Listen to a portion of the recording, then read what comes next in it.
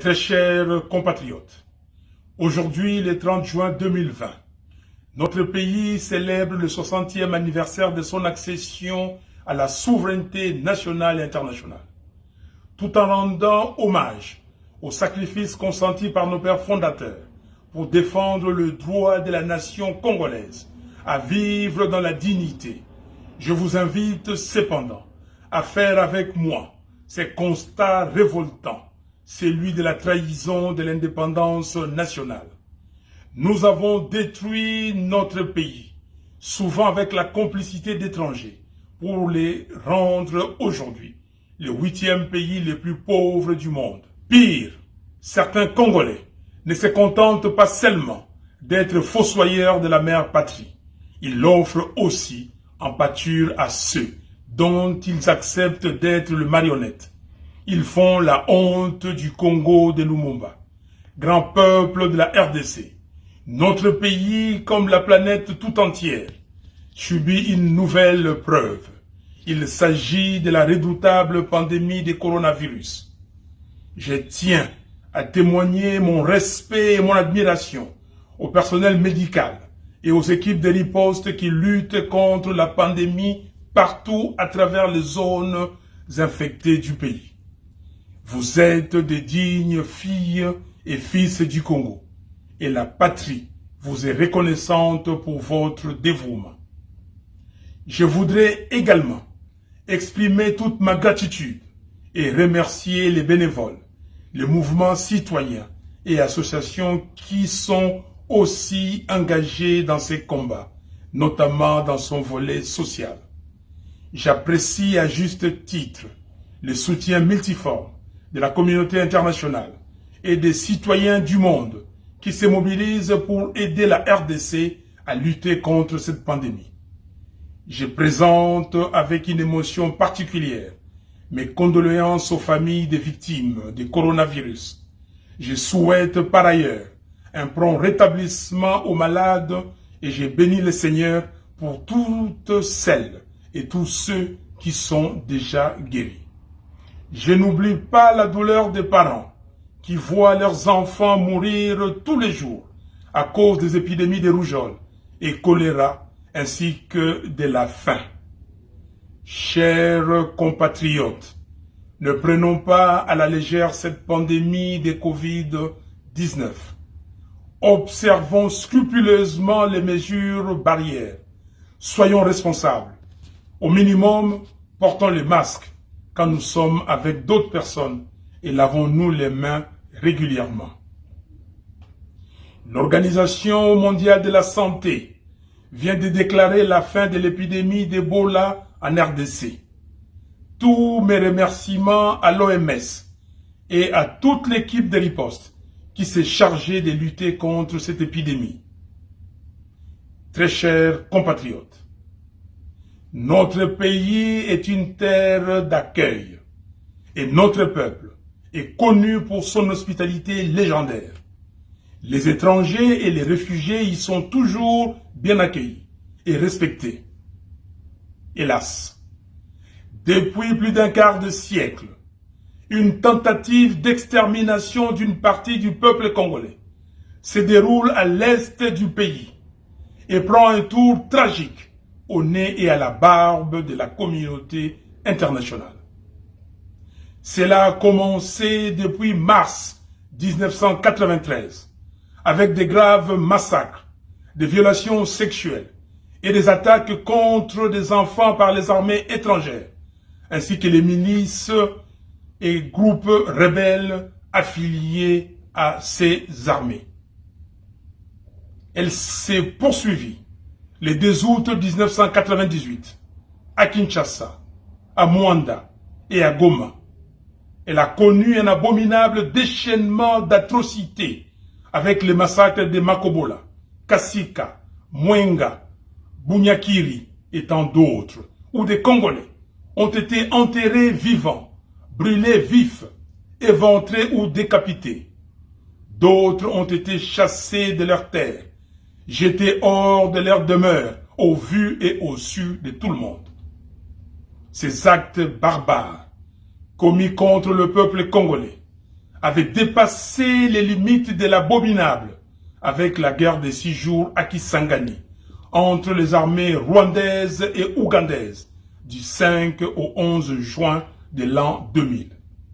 Le rapport Mapping de l'ONU, rédigé par le Haut Commissariat des Nations Unies aux droits de l'homme, qui décrit les violations les plus graves des droits humains et du droit international humanitaire commises en République démocratique du Congo entre mars 1993 et juin 2003 est restée lettre morte.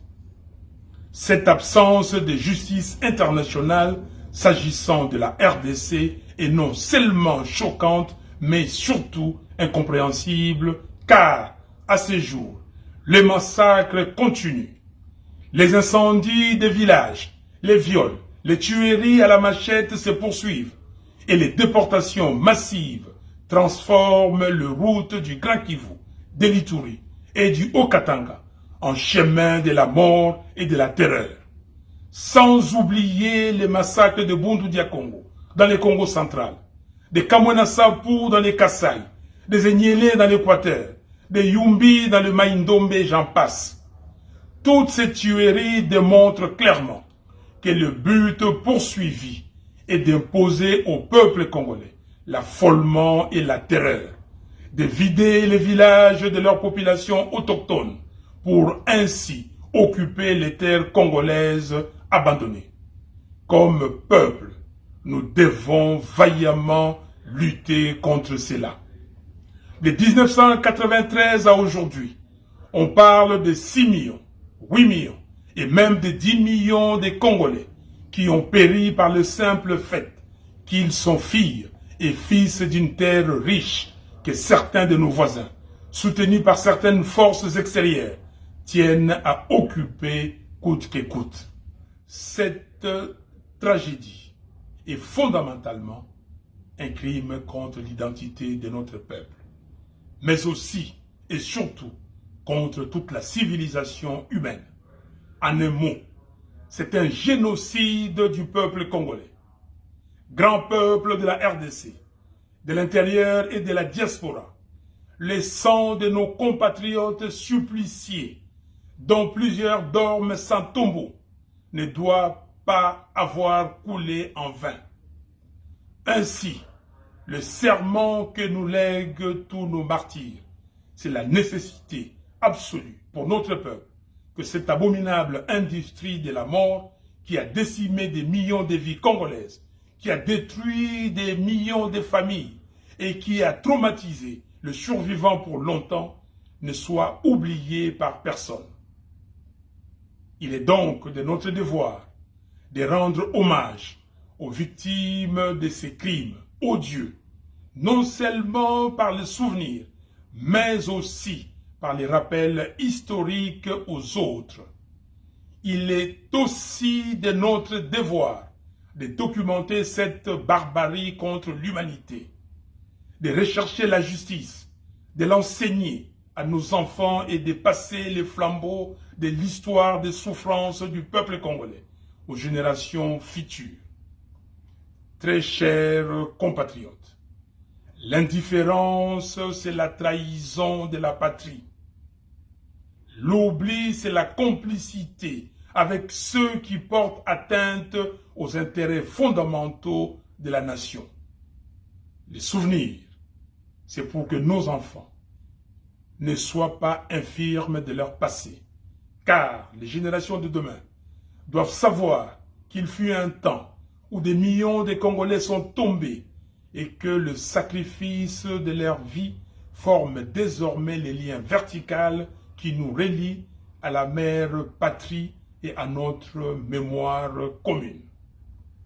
Les rapports Mapping sur le massacre et atrocités commis entre mars 1993 et juin 2003 par les armées des pays voisins en RDC a été publié en août 2010 et le 2 août 1998 est la date du début de la grande guerre d'agression et d'occupation qui, jusqu'aujourd'hui, continue d'endeuiller le Congo. En ces jours mémorables du 30 juin, jour du 60e anniversaire de l'indépendance nationale, je déclare solennellement que la date du 2 août doit dorénavant être la journée des commémorations du génocide du peuple congolais. À partir d'aujourd'hui, le 2 août doit être à jamais la date qui symbolise notre volonté affirmée de faire reconnaître le calvaire subi par notre peuple comme un crime contre l'humanité. Le 2 août doit alors être l'ardente expression de la révolte d'un peuple qui refuse que son pays soit occupé, balkanisé, c'est-à-dire coupé en morceaux. Partout dans la République et dans la diaspora, le génocide du peuple congolais doit être courageusement commémoré. Alors, dès le 2 août de cette année 2020, sortons les rameaux du deuil, pleurons nos martyrs et disons au monde: assez d'indifférence vis-à-vis du supplice du peuple congolais. Assez de négation de la tragédie du peuple congolais. Très chers compatriotes, aujourd'hui, le Congo de Lumumba souffre. Le Congo de Kasavubu est saigné à blanc. Le Congo de Manoula est à genoux. Nous sommes humiliés. Le pays va tellement mal que ce 60e anniversaire doit susciter une interrogation importante dans le chef de chaque Congolais et de chaque Congolaise. À savoir, pourquoi laissons-nous notre pays être détruit ou à la merci des autres? En effet, après les épisodes ahurissants de mauvaise gestion, des bradages du patrimoine minier, pétrolier, forestier, des volatilisations des recettes publiques, des privatisations du patrimoine foncier et de l'accaparement de certains biens de l'État par les profiteurs du régime de M. Kabila, voilà que, en bons élèves, leurs complices dans les hold-up électoraux de décembre 2018 nous présentent dans la continuité un feuilleton nauséabond sur le montage d'un plan de détournement massif des deniers publics, baptisé Programme d'urgence des 100 jours. Œuvre d'un pouvoir issu du deal de la honte, en définitive de la trahison et de l'indignité. Les conséquences dramatiques de l'opprobre y rattaché viennent accroître la souffrance du peuple à travers la banalisation du pillage et du détournement des fonds publics, la corruption généralisée, la systématisation du tribalisme et du népotisme, la transformation en faits divers des tueries et des massacres des Congolais par des gangs armés étrangers qui écument l'est de notre pays. L'insécurité généralisée et persistante sur toute l'étendue de la République. L'occupation sans crainte de dénonciation ni de représailles d'une partie du territoire national par des milices et des armées étrangères. La création sournoise d'un État autonome au Tanganyika avec le déploiement ostentatoire d'une armée privée. Autant le feuilleton du programme des 100 jours n'a pas encore livré tous ses secrets au regard des révélations et accusations graves faites lors du procès et pour lesquelles M. Félix Tshisekedi devrait au minimum répondre politiquement. Autant j'exige que toute la lumière soit faite sur l'affaire des 15 millions de dollars des pétroliers, sur toutes les autres activités du programme des 100 jours, ainsi que sur les détournements des fonds opérés durant les 18 dernières années. Très chers compatriotes, ce 30 juin, j'appelle le peuple à briser les chaînes de la peur, de la soumission et de la résignation. Plus de lamentations, ni de supplications, comme les vaillants fils du pays Simon Kimbangu, Patrice Lumumba, Joseph Kasavubu et nos autres pères de l'indépendance, ainsi que nos martyrs du 4 janvier 1959, brisons les chaînes de l'humiliation et bravons le système inhumain et dégradant de l'occupation. Le désordre total, qui n'a pas de nom, que nous observons actuellement dans le pays, n'a qu'une seule source, l'absence de légitimité des institutions et de leurs animateurs, cause fondamentale des crises politiques récurrentes dans notre pays depuis 60 ans. Le monde entier voit comment le pays qui devait être le moteur du développement de l'Afrique tout entière est en train de sombrer. Voilà pourquoi il est temps que nous puissions intérioriser et nous approprier les impératifs de notre hymne national. Dressons nos fronts longtemps courbés. Nous bâtirons un pays plus beau qu'avant. Nous peuplerons ton sol et nous assurerons ta grandeur. Serment de liberté que nous léguons à notre prospérité pour toujours. Très chers compatriotes, en ce moment où nos sœurs et frères noirs américains scandent partout que la vie des Noirs compte et que le mouvement a gagné du terrain partout dans le monde, nous devons nous rappeler la signification de notre hymne national, Debout Congolais. Ainsi, je condamne et dénonce le racisme et la maltraitance des Noirs sous toutes ses formes à travers le monde. Je soutiens le mouvement Black Lives Matter et j'adhère à la dynamique d'effacement dans les lieux publics, partout dans le monde, de tous les symboles qui rappellent l'esclavage et la maltraitance des Noirs. Les statues doivent aller dans le musée et être montrées dans les livres d'histoire. C'est déjà un premier pas que le Conseil des droits de l'homme de l'ONU ait adopté à l'unanimité le 19 juin 2020 une résolution condamnant le racisme systémique et les violences policières. Dans le même ordre d'idées, je note avec satisfaction la résolution adoptée le même jour par le Parlement européen, proclamant que la vie des Noirs compte. Grand peuple de la RDC, j'avais 3 ans et demi au moment de l'indépendance. Tout au long des décennies 60 et 70, les Congolais croyaient vraiment que le lendemain serait meilleur dans leur pays. Hélas, je refuse que les jeunes d'aujourd'hui ne puissent bénéficier d'un environnement qui leur permette de rêver dans leur pays.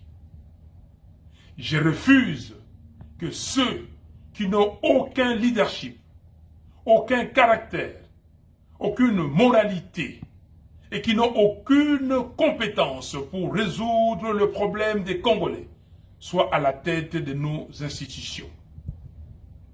Je refuse qu'on continue à nous traiter comme des enfants et des affamés qui ont besoin de l'aumône.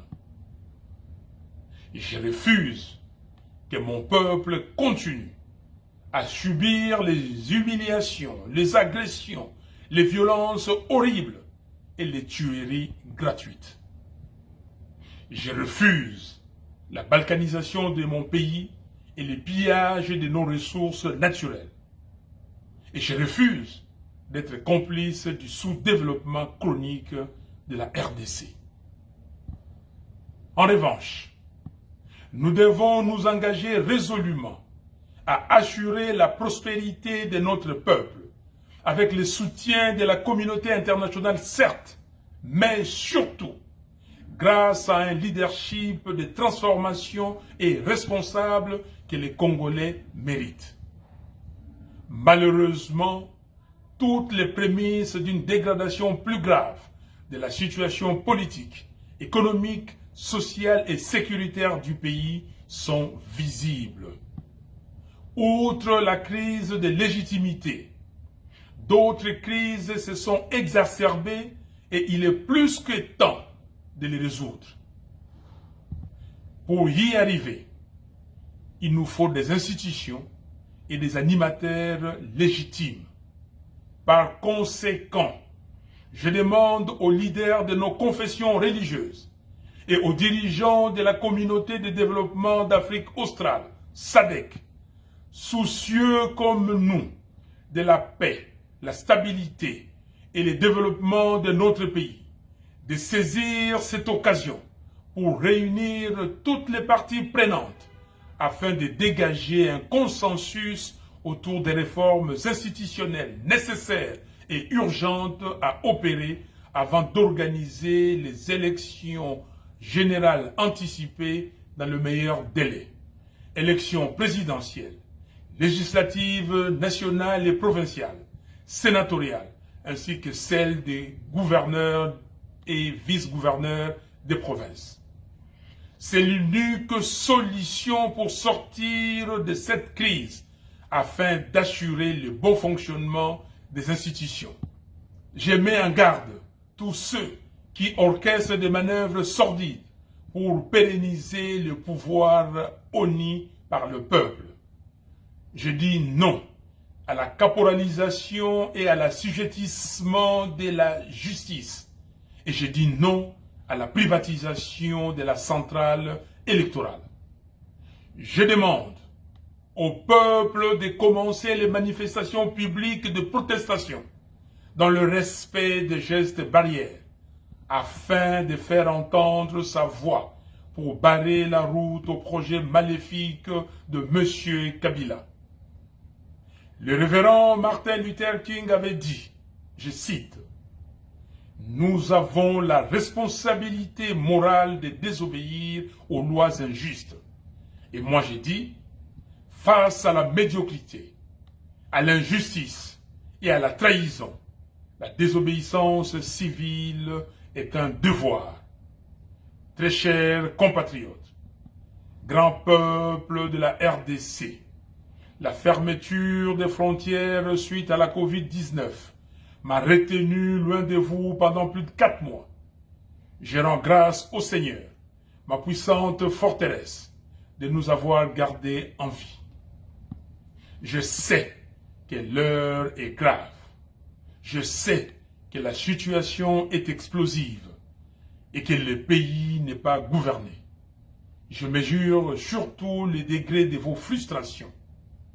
Je serai donc avec vous au pays très bientôt, de sorte qu'ensemble, nous puissions libérer le pays de nos ancêtres et l'engager définitivement sur le chemin de la paix, la stabilité, la dignité, le développement et la prospérité.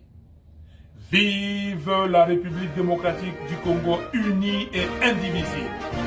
Que Dieu bénisse la RDC et son vaillant peuple. Je vous remercie.